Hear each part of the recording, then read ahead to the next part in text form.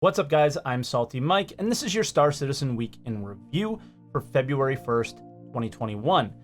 January's over. Hopefully we're out of that planning month, week kind of phase, and it seems that way. We have a jam-packed episode. So if you are new to Week in Review, basically it's where I take all of the official news coming out of Star Citizen and putting it into one video, and then inserting my opinions in here as well. So if you do end up liking the video, make sure you hit the like button, leave a comment below, and subscribe to the channel if you are not yet subscribed. Also, I do live stream on twitch.tv/SaltEMike every day but Monday, starting at 6:30 a.m. Eastern time.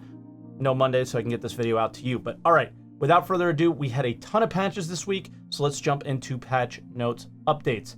3.12.1e went to the PTU early in the week. This basically went live right after I got to work on Monday, which is when the last video came out. So it was just, this patch really kind of caused a little bit of a rift in the community. We talked a lot about it on Answer the Call this week, so feel free to check that out if you like. But they extended the monitor zone from just Jericho out to the rec site, and it upset PvPers because they'll go to jail when they die there now. 3.12.1f was more nerfing of PvP in the area. If you have a crime stat, you cannot quantum travel to the rec site because you can't take the mission. If you get a crime stat during the time that you've taken the mission, you lose the mission. So again, just kind of making sure that anybody who's trying to take the Xenothreat side doesn't do things that Xenothreat wasn't allowed to do as an NPC, to some extent is what it seems like they're trying to do here. So if you're gonna roleplay as Xenothreat, then you kind of have to act the way the devs intended Xenothreat to act, right? PTUG, if you fail the mission, a PvP bounty mission, this is no longer Xenothreat. If you fail a PvP bounty mission or a regular bounty mission by dying to the bounty, you fail the mission and lose rep. So it's pretty cool. They also fixed prison, but this has been an issue forever, so I'll ask you if you see it. Are you able to sell your gems more consistently? Have you seen it fail? Leave feedback below, but there's going to be a feedback thread that actually is linked below, but we'll discuss it a little bit more. 3.12.1h was just a bunch of minor Xenothreat fixes, and same with 3.12.1i, just mostly minor fixes, but one related to the multi-tool not being bugged in prison. This was a problem for a year now, I think, and again, it's said to have been fixed before. It was still broke, so again, confirm or deny this one in the comments below for me, guys. Moving on to roadmap updates, I think this is going to be pretty much the meat of the episode. We got roadmap roundup. I wasn't sure if we were going to have roadmap roundup every week, but I mean, it's not going to be every week, it's every 2 weeks now. I didn't think we were going to have it at all, so it's pretty exciting to see. Also, it's moving from Friday to Wednesday, which is pretty cool, so it kind of evens out the week as far as content goes for Star Citizen. So every week we have every day we kind of have something to look forward to. Monday, the week post of what they're going to do that week. Tuesday, lore. Wednesday, roadmap, so on and so forth. It's pretty good. But the big thing that they did here, and I didn't think that this would have a strong impact. They talked about doing this from the very beginning when they discussed the roadmap changes, was showing tentative updates, committed updates, and released updates. Things that they're sure they're going to be able to do, things that they're pretty sure, and things that they're not so sure but they're hoping to be able to do. And the way it reads on the roadmap, I think, is great. I think it has a really strong impact. Tentative is gray, and it just means that they're planning and attempting to try to do this, but don't count on it. Committed is blue, and it's planned for the current quarter, but there's a low chance that it will move off, but still a chance. As well as released, which is, well, obviously released. And I think that this reads really well. I think it's very obvious now that this is not something you should get excited about. I still see on Reddit people, posting pictures of gray things going, oh my god, I'm so excited, which is just their problem. But I think that this is something that really helps me with the roadmap. The roadmap's been a source of pain for me for a while. And something like this is like, yeah, if it's gray, I'm not really paying much attention to it. So that's good. They also did a few quality of life updates, like expanding and collapsing all in the progress view, as well as a year view in the progress view instead of just a couple of quarters. You're not going to be able to see part-time jobs as well. They'll be striped which means some jobs are just part-time work where a team splits their time between multiple tasks, and they'll be striped, so you'll be able to tell which is which. Now let's get into the meat of what we got. We got the rest of the year on the roadmap, as well as some things moved around. So let's start with some of the stuff that's moved around. Hacking. Hacking was in 3.13. It is not going to make it in, so it's moving to 3.14. Object push and pull is back on the roadmap and is in 3.13, as well as the Nova tank is in 3.13 as well. I think that's a big surprise to people. The big one is meshing is not in release view, but work is being done throughout the year, and they said this is a maybe for 2021 prior, so we'll see kind of as things go how this will progress in the future. Now, legacy data management, which we saw on the roadmap, some people thought that was iCache. It was confirmed that it wasn't, is being taken off the roadmap, and it's actually being moved into the work that's being done for meshing, since they're so kind of connected to each other.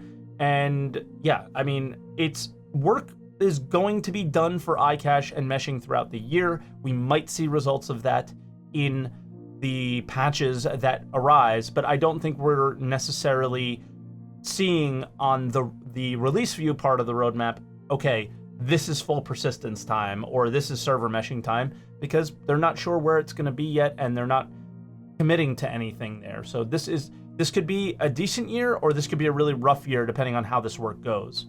I'm thinking it's going to be a pretty tough year, but we'll talk a little bit more about why it may not be. Downstream teams. This is something that they're planning on adding. These are the teams that like do LODs on ships, and that's just one example of damage states on ships, stuff like that. So they get a big piece of content and they work it into the game. They're people who make sure it works and all that kind of stuff. So they're only going to be 2 quarters out because their work is dependent on other work. So it's kind of hard to tell what they would be doing a year from now rather than 6 months from now. So the teams that were added, some of these are downstream teams, some of them are not. Planet Tech, Network, Persistence Tech, Graphics, Physics, Dev Tools, Engine, Game Services, and Live Tools. So those are all the teams that have been added to the roadmap this update. So for 3.14 and beyond, since we know basically what's in 3.13 now, they're thinking of adding Crusader and Horizon. I think maybe this is one of the reasons why we saw Delamar leave the Crusader system, to have it replaced by this. Hacking moved from 3.13 to 14, so we're having that in 3.14. NPC healing, which is basically healing tier 0. FPS radar and scanning, which is having the same kind of radar that you have on ships, but on foot. Spawn closets for missions. This is just to be able to spawn NPCs outside of our view and bring them in to our area. Physical inventory. This utilizes iCache work. So while the game may not be 100% persistent because iCache isn't complete, some of the work on iCache clearly seems like it is going to benefit us in the game with something like a physicalized inventory, which is really good. Weapon charge and drain tier 0. We haven't seen this since actually 2.0, where laser weapons would drain and you would put them on a charge station. I don't know if this is actually how they plan on doing it, but note, this is just the back end for it, so we may not see the action, see this in action in 3.14. We also see the Connie Taurus. SDF shields, no more shield holes, hopefully. Here we go. Vehicle XML to data core, which we saw move off the roadmap for 3.13 for just general XML to data core. Vehicle module swapping, they're starting out with the Retaliator, which had some modules. So that is really important and really cool because lots of ships are modular. Caterpillar, anybody? Maybe they could start working on Caterpillar modules soon once they get this in. Very, very exciting. 3.15. This should all largely be ignored from this 3.15, 3.16, because all of this is tentative and all of this is going to change or move in some capacity, as it always does. We've been here for a very long time. We know this happens. We're prepared for it. The big ones that I see here is just like new outposts. And again, like we said before, these are literally just modular outposts that make more variety in the Star Citizen universe rather than functionality and gameplay for Star Citizen players. Salvage, again, this is just a meme at this point. I was about to curse. I'm not going to. Magazine stripping and refilling. I think this is actually going to be really cool and add to FPS gameplay. 316 Horizon V2, which is just add more shops and functionalities. We saw this happen in New Babbage as well when they did that. And lockers and inventory, locations where you can store clothing and the like, and armor. Just a more tactile way of storing items on shelves and surfaces as well. So that is the roadmap update. Again, most of this stuff is to be taken with a grain of salt. You know, stick to 313, stick to maybe a little bit of 314, and you won't be too disappointed. Moving on to video updates, we had an ISC this week, but it's still very much a planning week like ISC. We had a logo featurette, which doesn't really add any crazy discussion points, but again, logos in Star Citizen really make Star Citizen feel real. It's a big, big part of that, so feel free to check that feature out. The link will be in the description. The meat of the episode for us on this show is the sprint report. So they showed docking is in Greybox, and they want more views internally and externally, so they're putting, you know, a glass on the roof and the floor and all this stuff.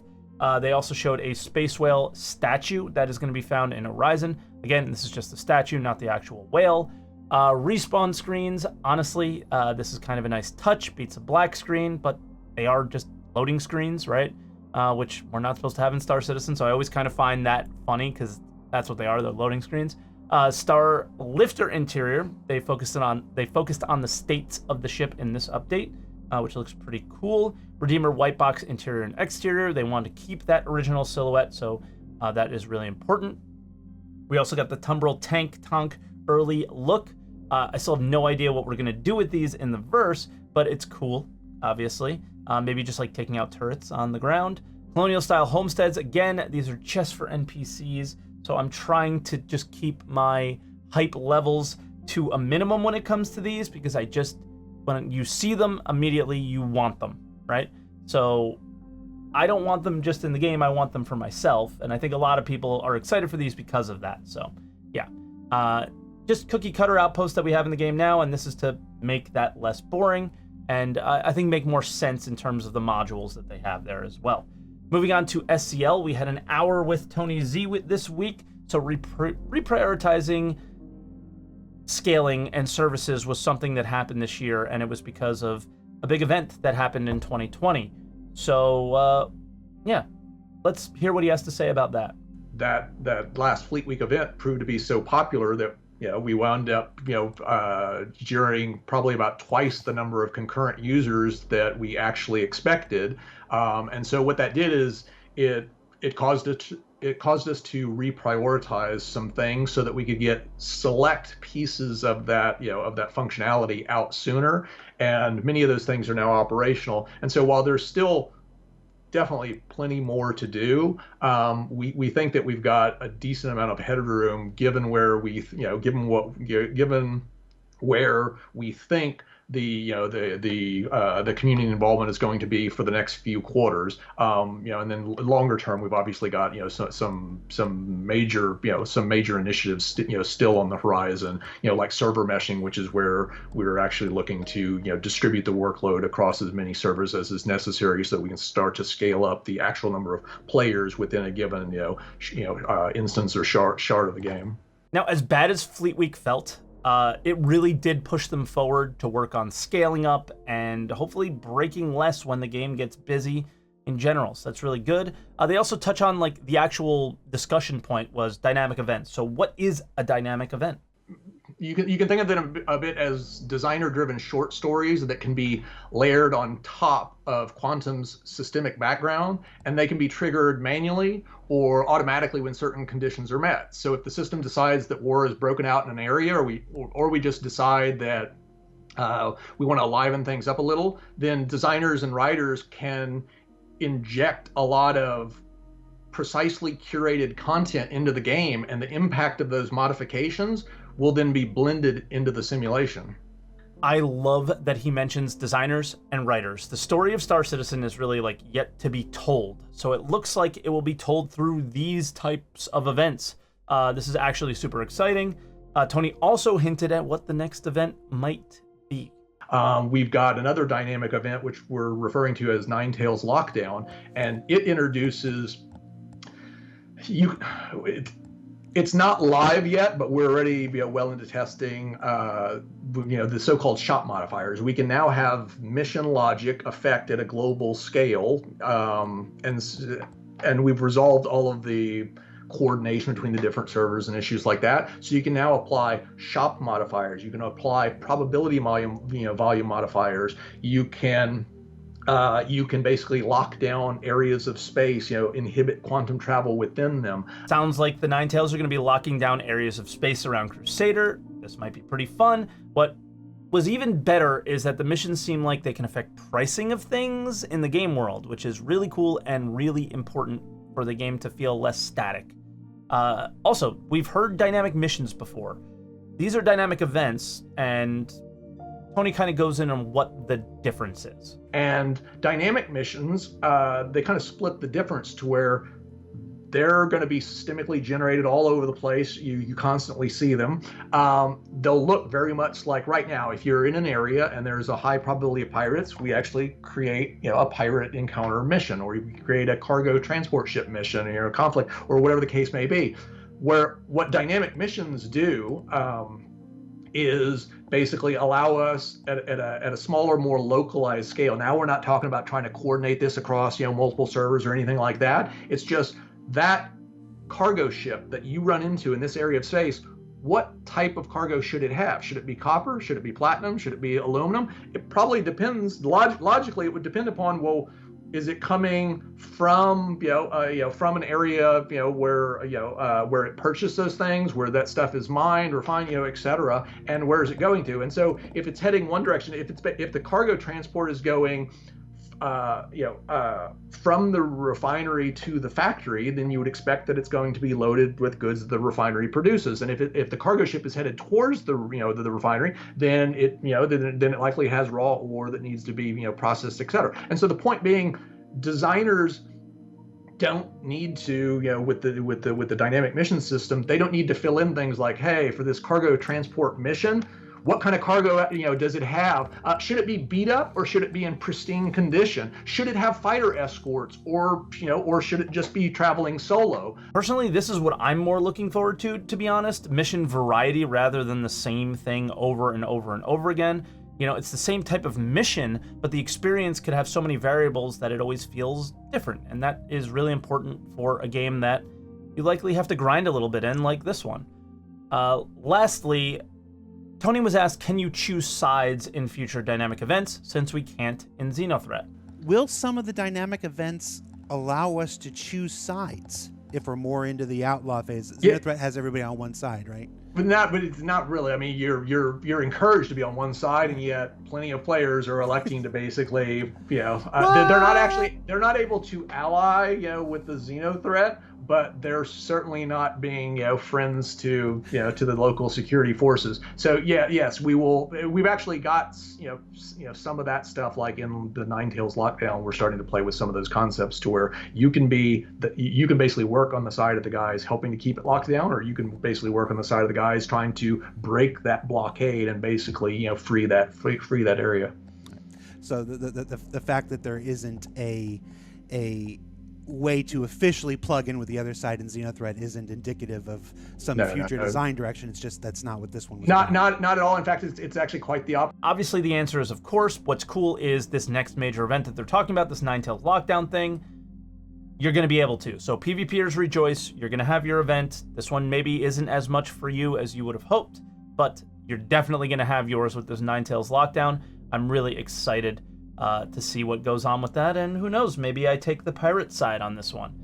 Moving on to other updates, Tony Z was on Spectrum as well. He clarified a few things, like this community update for... He didn't mention it in the video that it was going to be for Quantum. It was more on the dynamic events thing, but this is a community update for Quantum. It's been a while since we've seen it. It was at CitizenCon 2019. Very excited to see this, but it's a few months out, obviously. They also touched on the way that they're thinking about implementing depletable resources. This was something that's related to iCache that I don't know, based on the way the current game works, how they're going to do it. So the fact that they're thinking about it and planning on making some major changes, they want to make it harder to find and fun and a challenge. And personally, I can't wait for this as a miner, cargo hauler, those kind of things. Should be really fun. We also had a sneak peek. Again, it was the space whale statue mentioned recently, rather than the actual space whale in game. A subflare preview, which is very aggressive, kind of PvP like helmets, which look really cool. Prison feedback thread. Prison's been broken for so long. Let's keep giving them feedback. Let's get this stuff fixed. So when PvP happens, the consequences feel appropriate rather than prisons being so broken so they're super inappropriate. Xenothreat cargo phase feedback. This is what likely led to some of the changes that ended up, getting some PvPers upset, but I think making the mission smooth out and be more functional.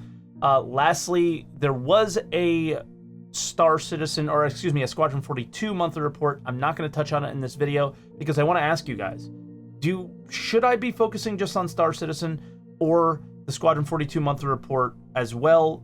I kind of cut it out this week because of time, but the idea of Squadron 42 not coming anytime soon, they're doing a really good job with roadmap updates, so it kind of touches what Squadron 42 is bringing to Star Citizen already, so I don't know if it is viable to check out on a show like this. Let me know in the comments below. All right, guys, thank you so much for watching. Again, leave a like if you enjoyed the video. Comment below on anything we discussed today. If you are new here and are not yet subscribed, feel free to do so. And make sure you check out my live stream, twitch.tv/SaltEMike. Thank you so much for watching, guys. Again, thank you to all the members as well for supporting me here on this platform. You guys are awesome. And yeah, thank you so much, guys. Have a great one.